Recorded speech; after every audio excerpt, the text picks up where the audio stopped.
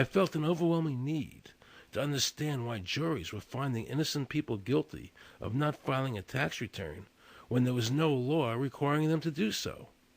So I went to talk to Marcy Brooks, a juror who used her common sense and did not allow the judge to railroad the jury into a guilty verdict.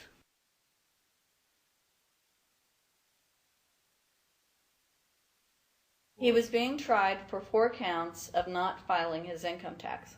Okay. And our question was, well, what is to decide?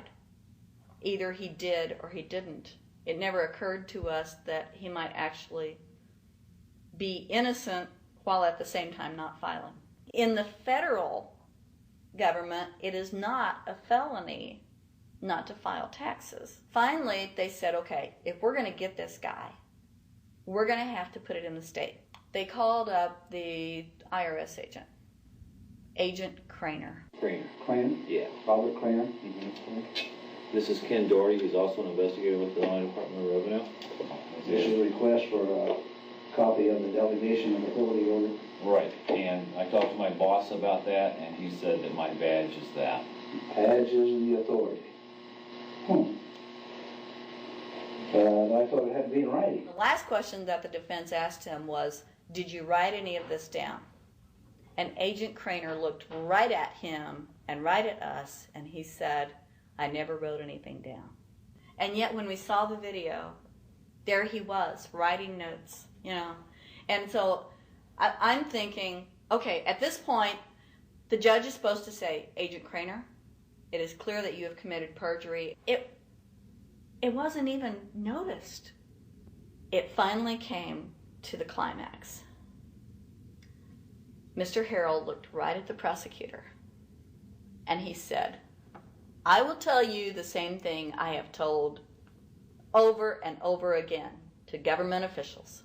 You show me the law that requires me to file a tax return, and I'll be glad to do it. And again, I asked, under what is the requirement that you claim and are required to do these things? And the requirement under the regulations is what section? My question to you is, what particular act are we discussing here that I am liable to do these things that you claim I'm liable to do? Your exact question would be again? Okay, what is the section that what? But I guess I'm still not understanding your question, Mr. Harrell. Well, you must be familiar with what that you have the police powers to enforce. Yes. The prosecutor absolutely ignored him.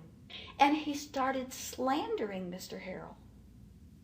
Just started attacking his character. They're calling us tax cheats, they're calling us fanatics, they're calling us weirdos. I don't care what you call me, but I have one question. Where is the law?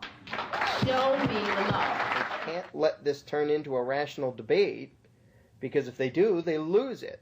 So they have to insult people and say it's frivolous. We felt like that there was an overall arrogance and that they were railroading Mr. Harrell and wanting us to participate. Judge Coogan, he looked right at us and he said, I will instruct the jury according to the law. We were sent to deliberation. The judge promised us that he would give us the law. And we looked and we looked and it was not there. We wrote a note to the judge asking for a copy of the law. 10 minutes later, we get a note back. You have everything you need. But there was no law. And he had promised us. At that point, I felt betrayed. I felt like this man promised us the law, and that's what this whole thing is about, the law. We request it, and he still denies us the law. And the reason they didn't do it was why? Because there is no law. Remember, we're talking about the Illinois state law here, okay, which is a law in Illinois. So we got out that law, and we read it several times, and I said, okay, wait, you know, because they kept saying, but this is a law in Illinois. And I said, look at the beginning of it. It says, anyone required to file a federal income tax return is required to file an Illinois tax return.